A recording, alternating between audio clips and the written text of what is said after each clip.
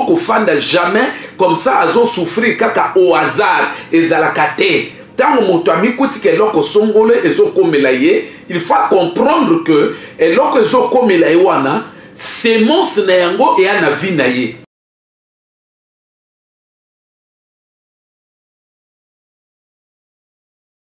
Souffrance moto akwaza la bengami na nzambe à cause ya ignorance na ye, akokaza la victime. Victime, c'est pourquoi pas de la servitude, certaines servitudes.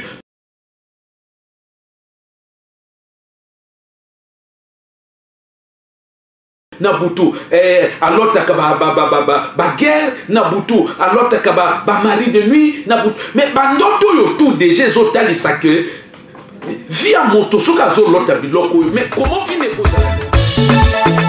c'est le temps de la délivrance. Tango yabo kangolami. Tango yabo kangolami. Yoko émission ya ministère du temps des apôtres. Tango yabo kangolami.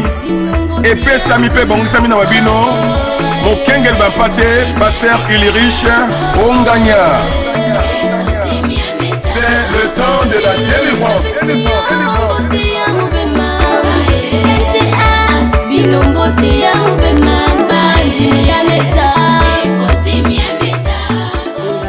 benga ba inyoso poete ekomi tango na biso ya bokangolami yango wana ezali émission oyo esimbami na mobateli pate papa na biso Ulrich Onganya et okomi tuna o bien aimé nani azana biso na en direct ngai babenga maman Sandrine Bassina et nazo pesa mbote pe na bien aimé oyo azali na technique cabine technique madame Gayon Zinga et nakobosa na te kopesa mbote na bien aimé na biso azosunga biso na caméra wana monsieur frère na biso Gaël Essier pe nakobosa na te bien aimé na biso papa Sedi nzambe na lola akanisa moko na moko et yo motozo yo kabiso luka osala attentif po ete toyebi que ça tango na zambe na kati na biso yango wana na plateau toza biso moko te tosimbami na papa na biso Ulrich Onganya yango mbote na ba ndeko nyonso ya que na ngolo na nzambe poko na lelo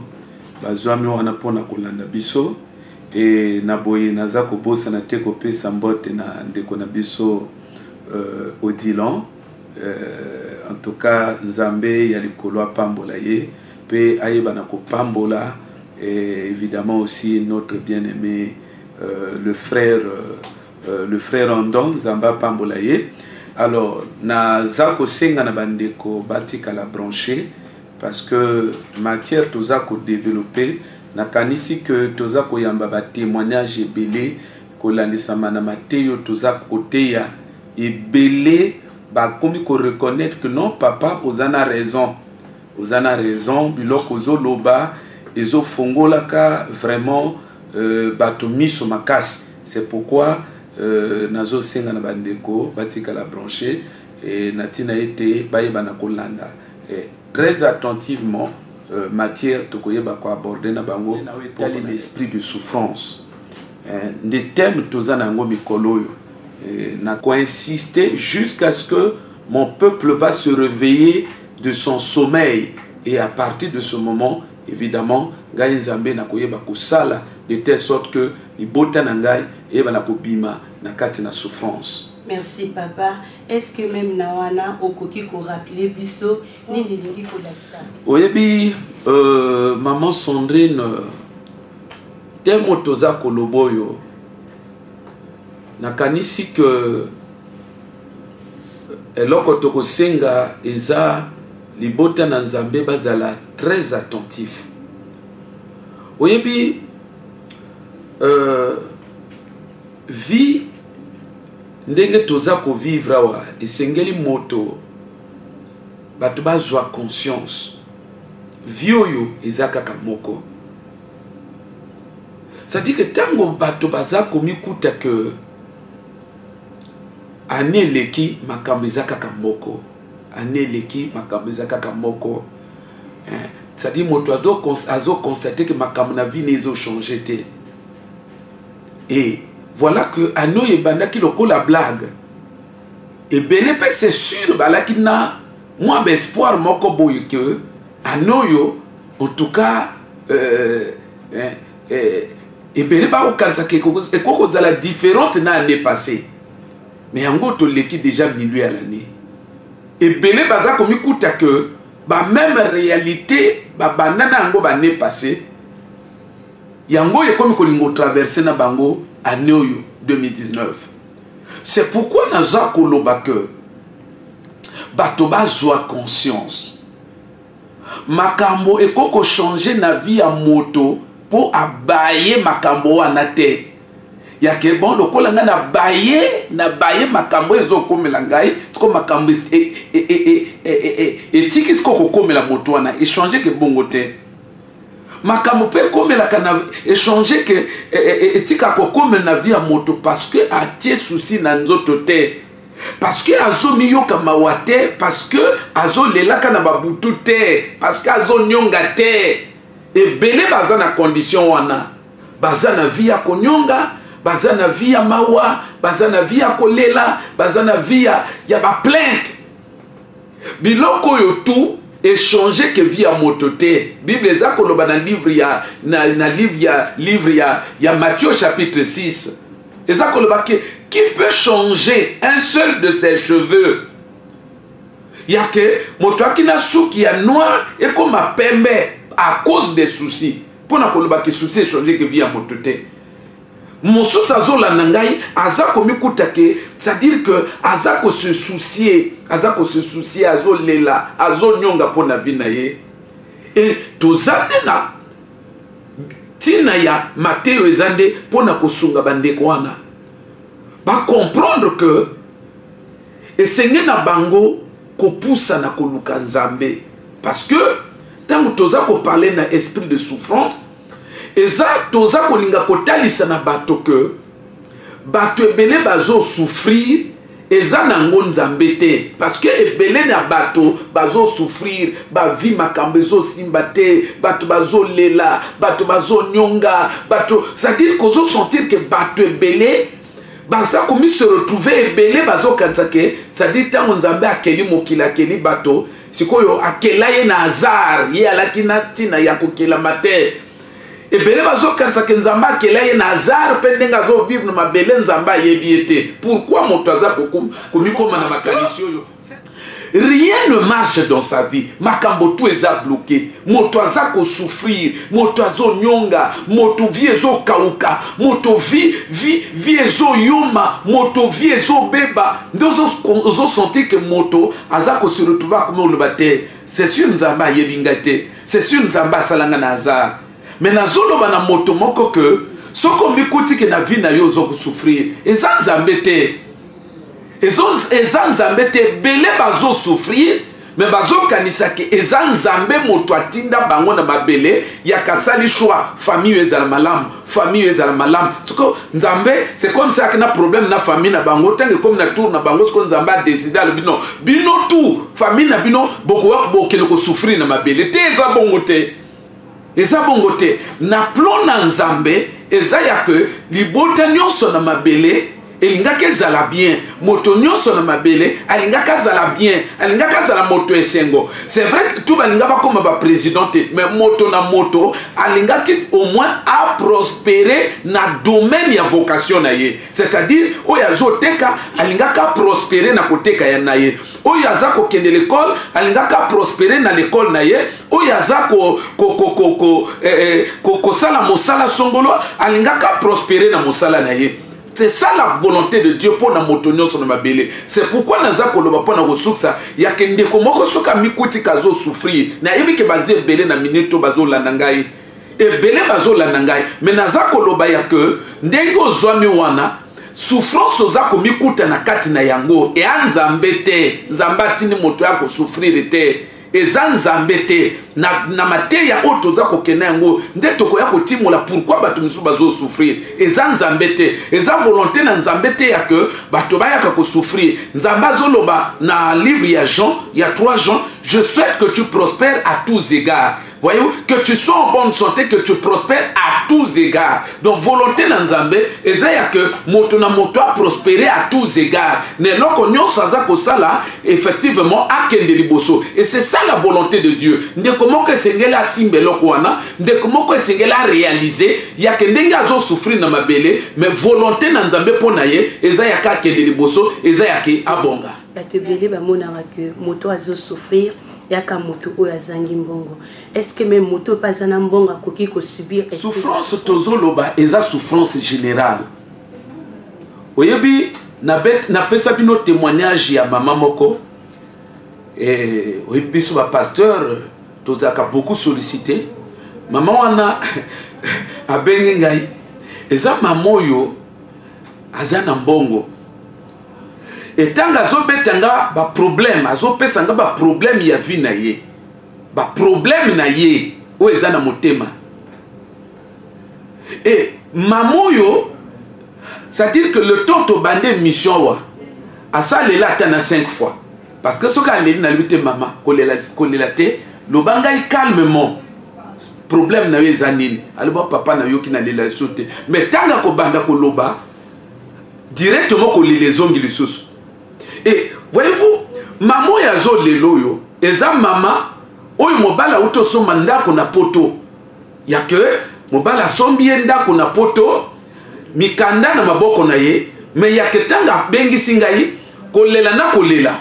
Donc c'est pour dire que souffrance, esprit ya souffrance, na kanis que tango toza ko poussa na émission ndenge toza ko avancer na thème na biso, je crois que ba mingi ba koya ko se retrouver na kati na les uns et les autres vont se retrouver, n'est-ce pas, dans le cadre de la matière, sinon de l'enseignement que nous allons développer. Donc ce qui n'a dû qu'à témoignage wana ezaya que pendant kotel ça que esprit de souffrance, il y a que et souffrance moko boye na vie à moto ezoko zangi sekimia ezaka likambo ya bato bazangi mbongote puisque maman nazo loboyo eza mama ali matin midi soir eza maman azana nanda ko na poto eza maman yo azo voyager na bandenge nyos mais tango azo benga nga pona ke atalisanga masolo ba problème na ye eza kolela na kolela na lobaki na bino l'autre fois encore na mine de komoko ya que na Mercedes o ekendeke mboka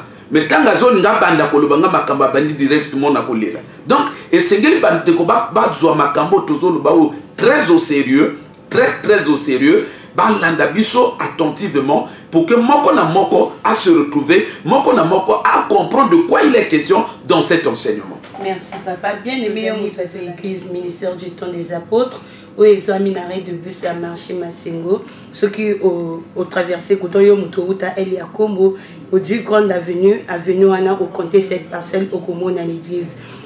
Vraiment tant aux oyo kanaebi que na misa batoko ki komita ça que ça bien yo moko moto yebi profondeur na yo donc okanga motema te lobi tozana culte na 9h yo moto zo kabiso soko moni que vraiment oso lele belé ya kalobi au bon de la Nzambe longo na biso je crois bien que Nzambe na lo la kosunga yo azo botama et ali déjà na souffrance na kati na ye ou bien ezana souffrance ya koki ko ya kokuta nango parce que tozo mona ba bana misusu ba botami parents à souffrir mais et comme il a à souffrir les camoines ne expliquer du sang.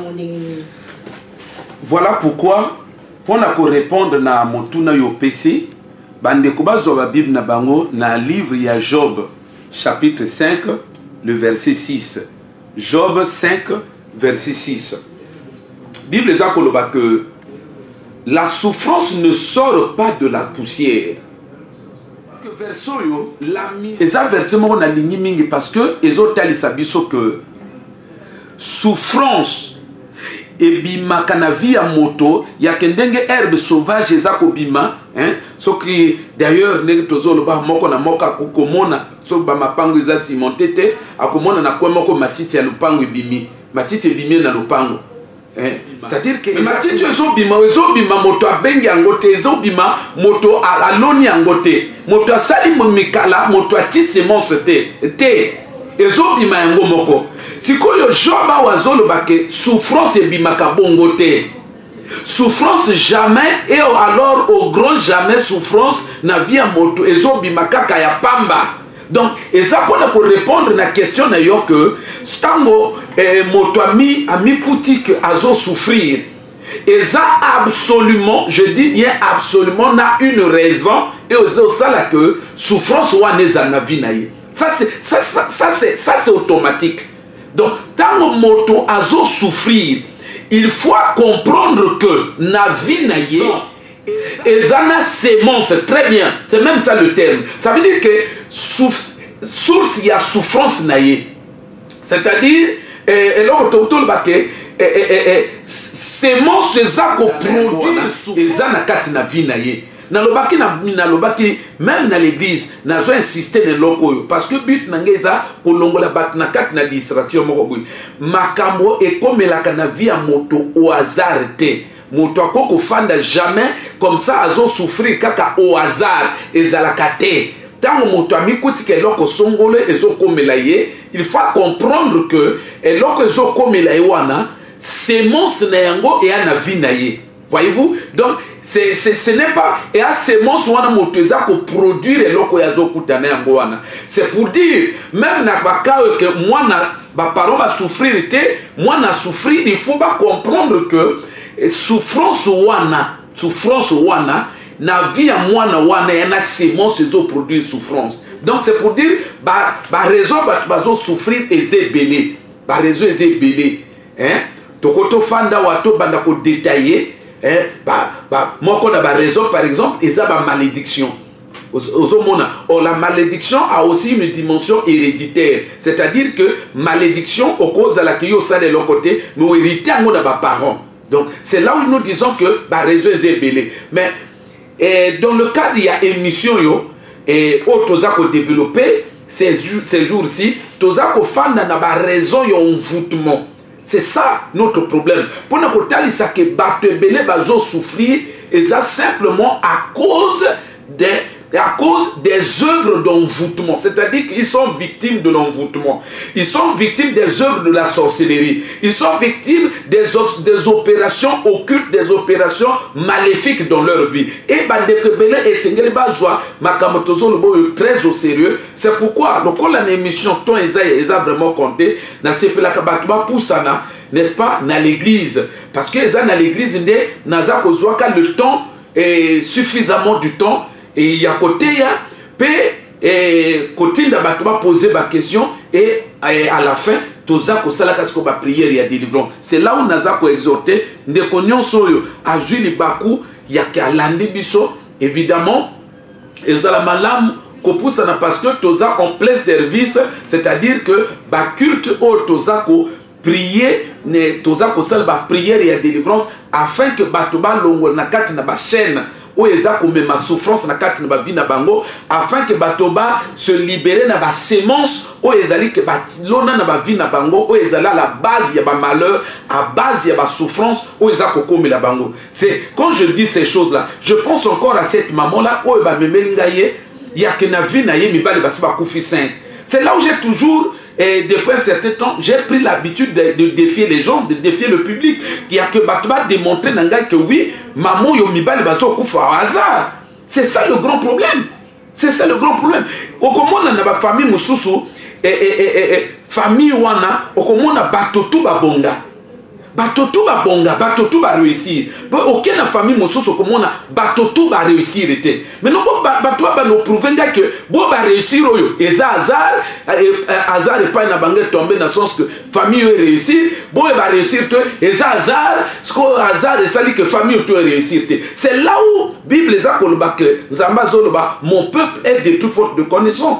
Il n'y a qu'un ignorant qui peut raisonner de la sorte. Il n'y a qu'un ignorant qui peut justifier par le biais du hasard les événements, le concours de circonstances négatives qui sont en train de se déchaîner dans sa vie. Ce n'est qu'un ignorant qui peut penser que Makabekom est la Kamoto hasard. Non! Il y a qu'un ignorant. Mais Moto a un sachant. Moto a tani Bible très bien. Moto a développé la spiritualité à comprendre que ce qui m'a cambezo comme la moto, et ça n'a tina, et ça il n'y a pas de hasard. Il n'y a pas de hasard. Et cette question-là, je crois que dans la Bible, il y a beaucoup de gens qui se sont posés dans la Bible. Au comment on a disciple na Christ bamoni moto mo abotami aveugle balobi ne nkolo toyeba sko toyebi ke moto akwa abotami aveugle ka boyete dis-nous qui a péché. C'est-à-dire pour eux, ils se disent qu'il doit avoir une cause. Est-ce que la cause se trouve du côté de ses parents ou la cause se trouve de son propre côté? Et je crois que Nabil Batebele va se poser question. Des questions on a au Esaïa que Batebele les lobes ont continué souffrance la réalité ça pour perdurer dans ma vie parce que Batebele qui est dans la profondeur il y a qu'on résoudre la cause la facteur où est à la base de la souffrance na bango. Batuba ya kapona to pays. Tandis que bango parfois bazo sambela ba koma ba nouvelle créature. Oh ba pasteur bazo les choses anciennes sont passées. Maintenant ni motozo l'axa parce que toujours mona ce sont les mêmes personnes.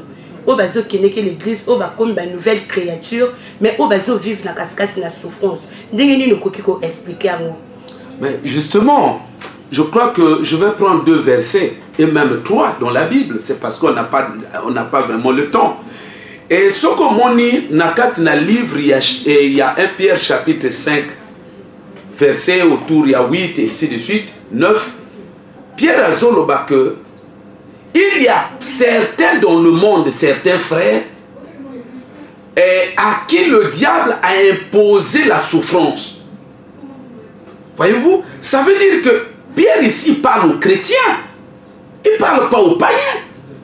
Paul est en train de, l'apôtre Pierre est en train d'affirmer, voyez-vous, il affirme de manière tout à fait limpide.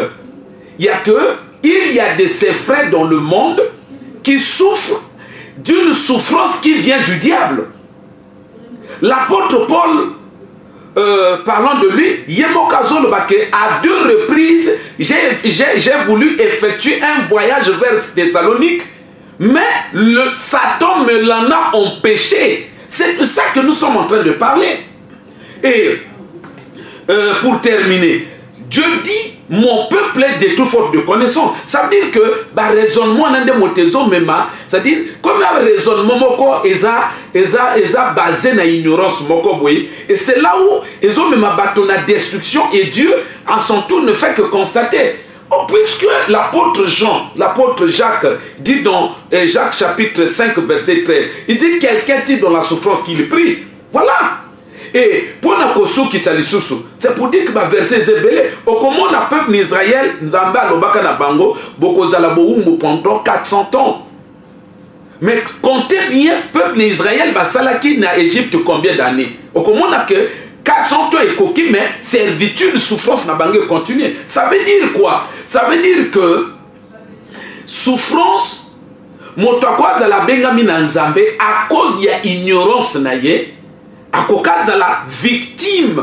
Victime, c'est pourquoi pas de la servitude, certaines servitudes dans sa vie.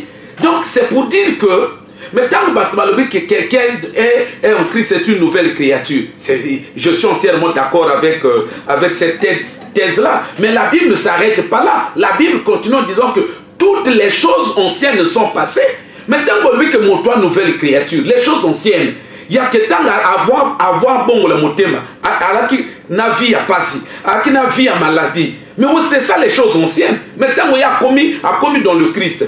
Bon, le que nouvelle créature. Mais les choses anciennes doivent passer. Mais toujours une nouvelle créature, n'a les choses anciennes. Mais finalement, il est passé. C'est là où nous sommes en train de dire que ma cam est passé quelque a été. Au moins, le processus autozana yango. Des processus où il me makamotosko les choses anciennes et les canapos passés pour qu'un moto a vivre une vie tout à fait nouvelle et qui s'inscrit dans le cadre évidemment de la destinée prophétique de Dieu. Bien aimé, yo motozo yo kabiso, vraiment kokanga motema te. Lobi na ngonga 9h tokuta na ministère du temps des apôtres. Adresse les alliés arrêt de bus à marché Masengo, au Dieu avenue à poste de police, au côté cette parcelle au koya kokuta à l'église. Papa maintenant pour na bato tout bayeba. Nandongo lobi na biso c'est que souffrance eza pour na mototo au cause da pena bon ozo souffrir. Quels sont les éléments où ils ont taillé que moto ozo souffrir pour na mototo alukana nyami kuta pete na katina. Nakanisi que tant que tozo parler na souffrance effectivement et belé bazo souffrir na cas de santé. eza forme ya souffrance o bato ebele bamikuti na kati na yango. Soki otangi na kati na Bible, na Luc chapitre, femme qui était infirme avec un dos courbé, le Seigneur tanga yiko délivrer. J'aime toujours cette partie-là. Voyez-vous? Tango ba pharisien ba télémélier. Jésus azolo bana bango que azolo bana bango bino soki motna moto nyamane akoi na libulu moko na saba na yebi mitema na bino motika kanyamate. Et cette femme qui est aussi fille d'Abraham, que Satan a tenu lié depuis 18 ans. C'est de ça que nous sommes en train de parler. C'est-à-dire que awa Jésus a dit ça que moi je suis Allah qui infirme à cause, n'est-ce pas, de la présence une force étrangère qu'on avait logée dans son corps. C'est-à-dire que Batebele bazo souffrir na niveau ya santé.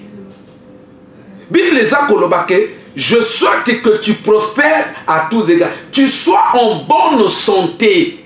C'est là où j'insiste.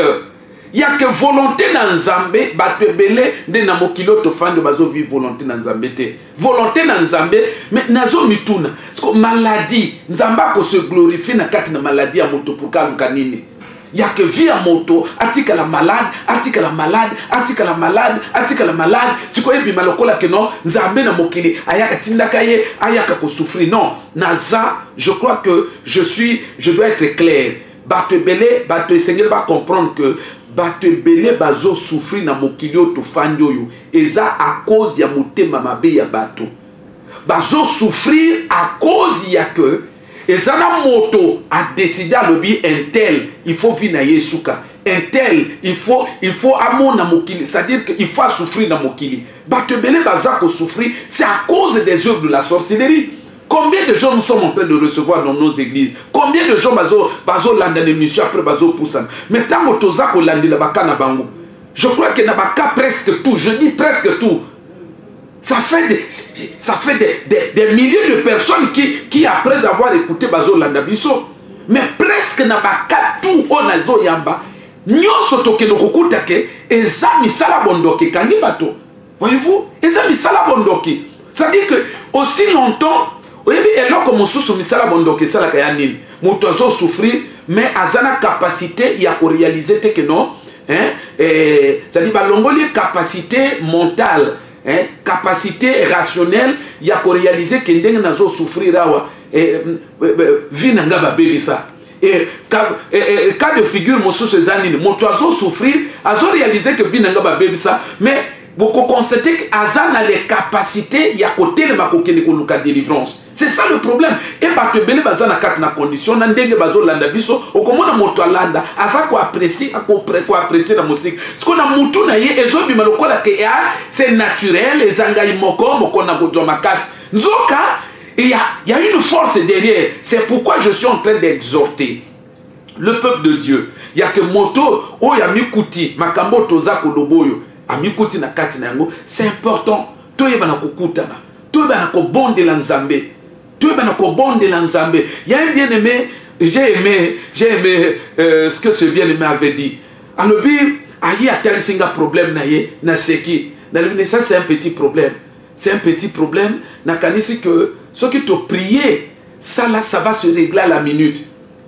Et tant on a prié na ye, na souka na yango alobi na ngai. Nasambela, je n'ai jamais expérimenté, on a expérimenté na prière au Tiko Salo. Il dit je n'ai jamais expérimenté ça depuis que je prie. C'est là où je suis en train de dire que Nzambo ya pesi Mateo yo.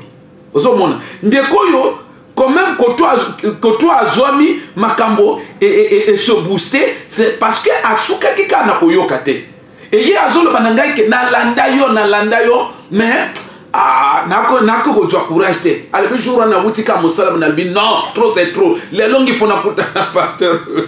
Et donc c'est pour dire que Batebele baza ko continuer ozoye Batebele bazo souffrir ba condition na bango ba situation na bango ko changer te simplement parce qu'il y a souffrance mais baza et quoi batomoko ba enchaîner bango makolo incapable ya côté mapana ko luka délivrance pour na ba vie na bango. Donc ebele bazo souffrir ndenge na wuti ko loba eza Nzambete, mais ils ont plus bazana si ya misala bondok. Mais comment vous pouvez me faire croire que mon oiseau souffrir et sa volonté dans Nzambe na butu alors ta kabili ya butu na butu alors ta ba guerre na butu alors ta ba mari de nuit na butu. Mais bandoto yo tout déjà zotali ça que via moto soka zo lota biloko. Mais comment vine cause la normale? Oui mais et donc zo tina batba croire que soka zo lota bandoto bo vine za la normale. C'est simplement l'ignorance. Et ignorance parce que mon oiseau réalisé, Azan a du mal à réaliser mécanisme ou corrélation. Relation,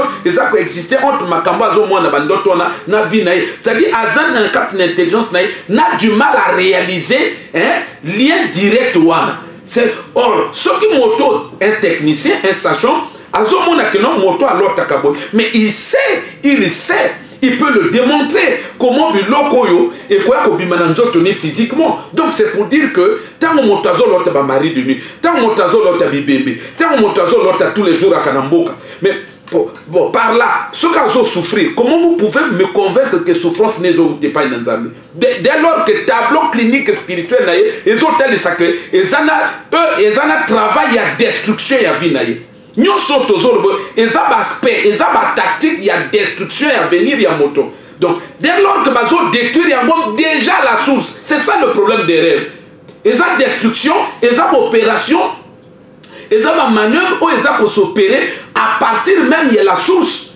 À partir même il y a la source. Nous on a parfois pompe, wana pompe SN2 et yikuna penda balongoli compteur wana. Ozomona bakokanga boko tika na bino na robinet na bino même ils ont bimaté parce que bako bloqué depuis la source et c'est exactement ce qui se passe na kati na via moto bandoto eza source ya via moto utaka na dimension bandoto utaka na dimension à l'esprit donc ta moto azomona azolota biloko moko boye ba policier bakangiye bambo bazolanda ye ainsi de suite abunga de sikamoko azoye banzelate mais ça veut simplement dire que via moto ana bazako hypothéquer yango ça le travail déjà à partir de l'esprit naïe sans qu'il y ait effectivement il faut à partir de ce moment être simplement convaincu que biloko basalo lobi na lobi et kobima likolo ya vinaï. Donc c'est là où nous disons que batebele bazo souffrir na ba problème ya ba maladie et ça nango zambete mais ça souffrance au baza ko imposer baninga et le quoi moto azo souffrir na mwanza siko ko loba kenzambe moto abolie mwanza et ça na moto nana moto alingi vina bongate ndio mona kabamisusu afandi wana azaki ne bien après se retrouver paf ayina solo na nzoto siko ko loba kenzambe moto abwaki ndeko solo na nzoto na sina yambi bakaya bongo no mona ka moto akipotele akina beauté à se retrouver azokonda siko to loba nini nzamba komolia mishunu na ye. Et c'est là où je disais la fois dernière qu'il y avait une sœur comme ça. Nous sommes aussi les aussi là, comme les sœurs, comme Magratania. Nous avons se retrouver dans la condition. Mais le problème, il y a c'est que constater que il y a destruction, il y a vie dans Bango, mais il y a capacité que non, le coup là, détruire vie dans il faut tellement que restauration, il y a vie dans c'est là où il y a tout le problème. Et nous avons santé, mais tant que nous avons un bon délit, nous avons ça que papa na Bango, mon toit qui ndoki. Papa na bango ya kindoki siko na moya lo bana bango ngaso na kindoki kasina dia binote bomo na binotu ndengozala na kufa donc ozoma tanga zo balose bangala bango siko lo bana baninga na kindoki kuna kenonga na ninga lia bana ngati siko basali quel système bazwa mwana batili kola motalaka bati moto kuna et biso moto ibiso tuto yebi que ce que odwi nyama otili kola motalaka boti moto na se bandeko batumbaka ba sala ba grillade ils le savent comment na mafuta ezotanga ni eloka ko sala mapena via maman et tango bango ba recueillir mafuta ba recueillir maiwana bango sko ba komela yango et tango bazo mela yemi shunezo sila kana nzoto c'est là où je suis en train de dire que on peut balancer beaucoup de ce genre beaucoup de types de ces témoignages. Il y a un enfant memelinga bazo le baparon ne balobi que moi no to meme o sala délivrance andok na so so na mono andok alibi na andok papa mais ngai bazo memanga na ko mema et azolo bananga par la suite azolo ba que tango ba memie na ba début wana ba memie na ndako ya na bango moko balobi ne bon amoni bana ba ya balali balobi ne ale jwa tongo yo piqué bango piqué bango moi na zo tuna esa ni bango alibité piqué kaka et tant à piquer bango tout batonga et effectivement quelques jours après bana maman na bayiba maladif. Donc il est l'hôpital, l'hôpital. Est-ce que cette situation est de quoi sauter? Mais c'est de ça que nous sommes en train de parler. Et ça, nous avons pris la souffrance dans la dimension, il y a santé, pour montrer que Batebele Baza peut souffrir. Et ça, simplement, problème, il y a envoûtement. Et ça, problème, envoûtement. Et nous pouvons aussi prendre la souffrance. Et bien sûr, dans le domaine, il y a finance. Et Belé Baza souffrir. Mbongo Baza qu'on maîtriser. Au sentir mon toit salaka, nana moninga moko yaye si la le 8. Adjo salaire le premier le 8 salaire ici. Bongezo bina na maboko na ye, eza motoazo salaire agona ko sala pour que à s'organiser na vie na été. Merci. Koluko kanga motema te na ko senga no matsa sous volume makasi pour ne permettre au bazo de canaliser là ba yoka. Bon papa na dongo to sali wana obengi biso na kati na l'église. Attitude nini tokoki ko yaka nango vers Nzambi.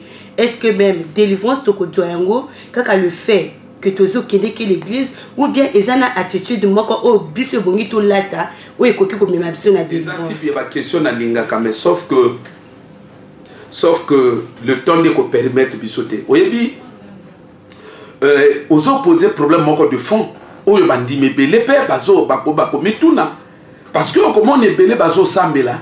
Et ça fait des années qu'ils prient, mais ils sont surpris. Ils sont surpris que malgré que Sambel Nabango, Makambo comme la bango Kayamabe, ils sont surpris que malgré que Sambel Nabango, Marie de nuit à Tikate, malgré que Sambel Nabango, malgré que Sambel Nabango, effectivement, Bazo constaté que le blocage Jésus aussi la tête.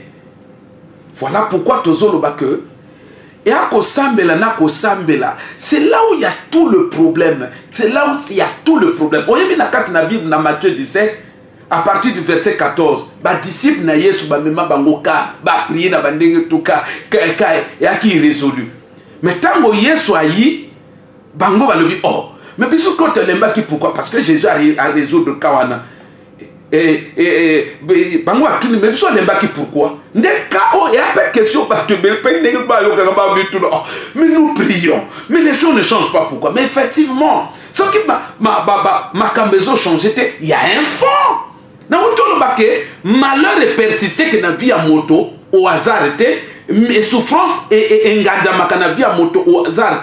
Dans tous les cas, il y a toujours un fond que la personne ignore. Donc c'est là où je suis en train de dire que pour que Batoba comme la délivrance et c'est un enseignement spécifique. Et un enseignement spécifique où il faut même moto effectivement la délivrance. Parce que dernièrement je vous ai parlé du pouvoir des pensées. Au bout temps Bafandaka azo kanisene makambo kilikili na mutu na azo mona kana o kanisa. Or, ebele bazana capacité à koyeba que makanisi ya moto tanga fande azo kanisa makanisi ya moto elongolaka et a personnalité na ye mobimba ya vie na ye mobimba quand nenga azo balancer à n'importe comment na azo tinika kape vie na ye et facilement ça réagit avec les démons facile parce que le diable tellement qu'il a yebi ke batu ba yebi biloko yote qu'est-ce que lui il fait donc il crée aussi un environnement qui est spirituel, voyez-vous, un environnement spirituel qui est propice à comment on appelle ça, vis-à-vis à erreur bazo commettre. C'est là où je suis en train de dire que j'ai développé un bon enseignement sur les pensées. Il y a quelqu'un qui a ça. Que vie à moto aussi longtemps a changé ma pensée n'a été effectivement vie qu'on changé parce que ma pensée à moto est libérée que énergie na kat na vie à moto type ya ba pensée yo za ko bimisa et za ko libérer énergie c'est-à-dire et za ko libérer et bah comment on appelle ça et za ko libérer bah une sorte de force magnétique. Oui, situation, il y a le lengement. Donc, pour quelle délivrance il y a, je vous assure, c'est un bon enseignement technique, j'allais dire spécifique, bon enseignement fondamentaux et à caractère, n'est-ce pas, qui est à caractère fondamental pour que délivrance y a moto.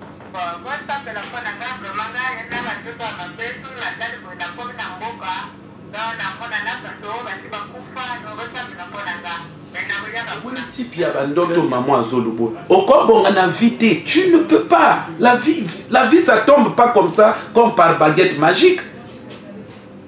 Alors donc tozoloba que tokutana bandeko nyonso oyo balandi biso lobby na église ministère du temps des apôtres, ce que se rappeler na adresse était au Benika na même numéro ezala tout à l'heure ezala lobby na Tongo. Je crois que okozana ba plus ample précision pour que on se retrouver. Mais petit conseil ezaya que biloko toto lobby asoko mikuti na kati nango, il est très important pour nayo opusana oya kuluka délivrance oya kuluka bien aimé au balanda kibiso to komi na suka émission na biso to kutani samedi prochain na ngonga